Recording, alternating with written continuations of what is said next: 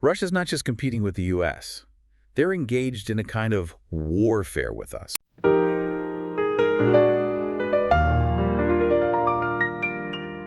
Welcome back to Two Beans in a Pod, everyone. Today we're diving into a book that a lot of you have been asking about. It's Rebekah Koffler's Putin's Playbook. We got a ton of requests to break this one down, really get into the nuts and bolts of how Russian strategy works, especially how they see the U.S. Yeah, it's a hot topic these days. Definitely. So what we're going to try to do today is unpack Koffler's main arguments, give you a better sense of this whole U.S.-Russia relationship, maybe uncover some things you haven't heard before. We'll look at the history behind it all, what drives Russian thinking, and then, of course, we'll dig into some of the specific tactics Koffler lays out. Ready to get started? Let's do it. All right, so jumping right in. Koffler's book doesn't pull any punches. She comes right out and says it. Russia's not just competing with the U.S.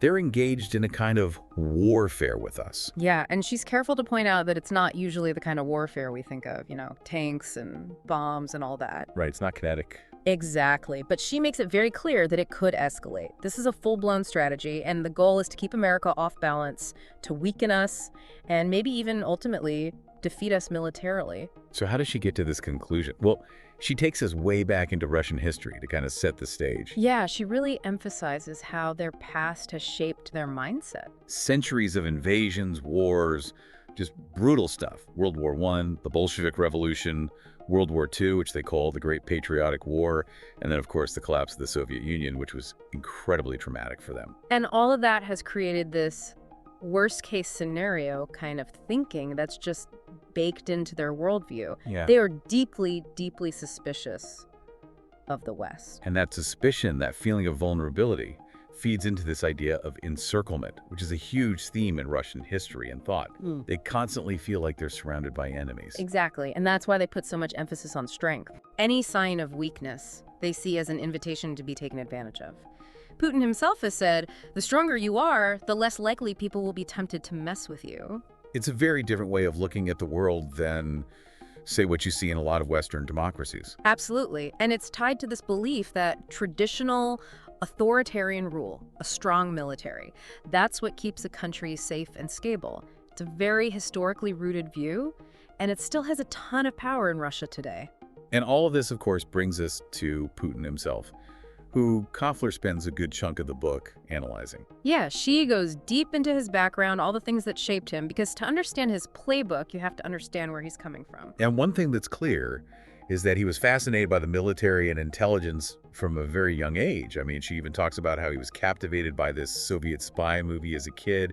There's this scene with a deep cover agent in Nazi Germany, and it just made a huge impression on him. It shows you how early he was drawn to that world of secrets and espionage. And then, of course, he goes on to spend years in the KGB doing counterintelligence work, even stationed in Dresden, working alongside the East German Stasi. Which gave him a first-hand look at how a totalitarian system works. Right, from the inside. And Koffler really stresses how important human intelligence is to the Russians. They rely heavily on cultivating human sources, getting information directly from people. As opposed to, say, relying more on technology like the U.S. sometimes does. Exactly. And then there's the whole judo thing, which Koffler argues is more than just a hobby for Putin. It's taught him about control, timing, how to use an opponent's strength against them. She actually says he's compared geopolitics to judo before. It's about finding the right moment, the right leverage point to get what you want. It's fascinating how these different threads come together in his thinking. So once Koffler lays all of that groundwork, she really gets into the meat of what she calls Putin's playbook. And a core element of that is what the Russians call active measures. Activnie мероприятия. Yeah, exactly. And this is where things start to get really interesting. Definitely. Because these active measures are essentially a whole range of actions designed to destabilize, subvert, discredit, or neutralize an adversary. And in this case, the adversary is, of course, the United States. Right. And the tactics they use are pretty varied. You've got maskirovka, which is all about deception, hiding your true intentions. Then there's dezinformatia, disinformation, spreading false or misleading information to manipulate people. And it doesn't stop there. Forgeries, blackmail, using compromising material, what they call compromat. Provocations, stirring up trouble. Yeah, it's whole toolbox of dirty tricks, basically. And the really scary part is that they don't just use traditional spies for this stuff. They use front companies, organizations that are secretly controlled by the Russian government. And they use what Koffler calls agents of influence. People who might be knowingly working with Russian intelligence, or even just unwitting folks who end up helping them achieve their goals. Sometimes they call those people useful idiots. Yeah, it's not a very flattering term, but it gets the point across. And within this whole active measures framework, disinformation and propaganda are absolutely key. Absolutely. It's a page straight out of the Soviet playbook. They create this facade of sovereign democracy in Russia, where Putin has all the power, but pretends it's a democracy. Right, a very carefully controlled democracy. And they push this us versus them narrative constantly, Russia against the West. Now, this is where things get a little bit personal for Koffler. She actually sees some parallels between what's happening in the U.S. today and what it was like in the Soviet Union when she was growing up. Really? Yeah, she talks about political correctness being taken too far, people attacking others for their religious views, shutting down dissenting opinions. It reminds her of the Soviet system where everyone had to conform.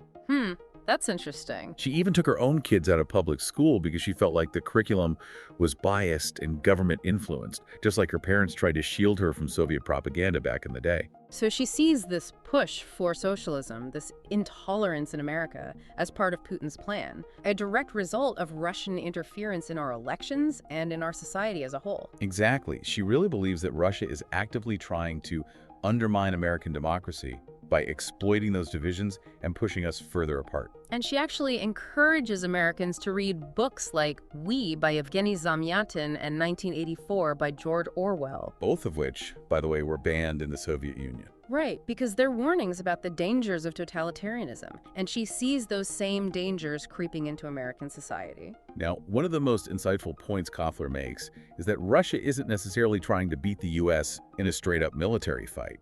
They know that's a tough proposition given our technological advantage. So they focus on what she calls the adversary's mind. They try to attack our weaknesses, our psychology, our society. It's all about indirect influence, and they're very good at it. They study American society carefully, looking for fault lines, for things they can exploit, like social divisions, political polarization, economic anxieties, anything they can use to weaken us from the inside. And then, of course, there's the whole military doctrine piece, which Koffler breaks down in detail. She talks about their emphasis on indirect action, finding ways to counter U.S. strengths without engaging in direct confrontation. Like targeting our space assets, for example. Exactly. If they can take out our satellites, that would cripple our ability to project military force around the world. And they're developing advanced weapons systems, like hypersonic missiles, which are incredibly difficult to defend against. And then, of course, there's the constant emphasis on deception. Keeping the enemy guessing is a fundamental part of their strategy. It's all very carefully thought out. And then you have the whole cyber domain, which, as you might expect, is a huge focus for Russia. Oh yeah, they're very active and very aggressive in cyberspace. They use it to gather intelligence, to spread disinformation, to map critical infrastructure like our power grid and financial system. And to sow chaos and division within American society. It's what she calls weaponized information. And it's not just cyber. They also have a very well-developed space warfare doctrine. They talk about blinding or even destroying enemy satellites, taking out ground-based infrastructure. They see space as a key battleground, and they're actively developing counter-space weapons systems. Like the Noodle missile, for example. Right. They understand that to challenge U.S. power, they need to counter our dominance in space. And all of these different elements, all these tactics, feed into this broader concept that Koffler calls controlled instability. Which is basically a modern version of the old Soviet plan to destabilize the U.S. from within. Exactly. Create chaos, sow division, weaken America's standing in the world. It's a long game, but they're playing it very effectively. You know, before we get too far down this road, if you're finding this whole discussion about Russian strategy as fascinating as we are, maybe take a second to hit that like button and subscribe to Two Beans in a Pod. We'd love to have you join us for more deep dives like this. Definitely. All right, so getting back to Koffler's book, she gives a lot of specific examples to illustrate these broader points. For instance, she actually challenges the common idea that Russia's main goal in the 2016 election was just to help Trump win. Oh, interesting. What does she say it was about then? Well, she argues that their real aim was to sow chaos and division, to undermine trust in American democracy as a whole. They didn't care who won, as long as they could weaken the system. I see. It's not about any one candidate. It's about the system itself. Exactly. And she uses her own personal experiences to make this point. She talks about growing up in the Soviet Union and how some of the things she sees happening in the U.S. today remind her of that time. It's a little bit chilling, actually. I can imagine. She also gets into some of the specific tactics Soviet intelligence used, like employing illegals. Illegals, what are those? These are deep cover spies who live in the target country for years, sometimes even decades. They build whole fake identities, get jobs, go to school, make friends. Wow, that's intense. Yeah, they're basically ghosts. No official ties to their government, so if they get caught, they're on their own. That takes serious dedication. It does. And Koffler points out that this is something Russia still does today. They're playing a very long game. It's almost like something out of a spy novel. It is. And she also brings in historical examples to show that this tension between the U.S. and Russia isn't new. She talks about the Cuban Missile Crisis, the Cold War. Right, that whole history of mistrust and rivalry. Exactly. It's important context for understanding what's happening today. She also gets into the weeds of Russian military doctrine, right? Like how they're specifically trying to counter U.S. strengths, like our ability to strike anywhere in the world quickly. Yeah, what they call prompt global strike. And our dominance in space, of course. And she makes this interesting point about how a lot of key Russian military documents are written in very technical language that most U.S. analysts can't even understand. They're in Russian, obviously, but it's even more than that. It's like a whole different lexicon, full of jargon and specialized terms. So we might be missing crucial information because of a language barrier. Exactly. And then there's the whole question of wet affairs, which is what they call assassinations. Koffler doesn't come right out and say Russia's doing this, but she definitely implies that it's still a tool in their arsenal. That's pretty dark. Yeah, and then there's Putin's use of interviews. He's very skilled at using the media to push his agenda and make the West look bad. It's all about controlling the narrative. Absolutely. And Koffler points out that the U.S. has a history of underestimating Russia or just completely misreading their intentions. She talks about how we underestimated the Soviet nuclear threat during the Cold War, how we didn't focus enough on Russian military doctrine after 9/11, how our embassy in Moscow was bugged for years without us realizing the full extent of it. It's a pattern that keeps repeating itself. It does, and that's why she argues that we need to be much more aware of what Russia is doing, because we're already in a state of conflict with them, even if it's not always obvious. She calls this the new normal. Exactly. It's a constant, ongoing struggle, and we need to learn how to recognize and respond to it. So what's a takeaway for our listeners then? Well, Koffler's book paints a pretty sobering picture of Russia. They're a persistent, strategic adversary with a very different way of seeing the world, shaped by their history and by Putin's leadership. And it's not about taking sides here. It's about understanding how they think, what their goals are, and what methods they're using to achieve them. Exactly. And that's why it's so important to read books like this to really get a sense of the challenges we're facing. So the big question Koffler leaves us with is this.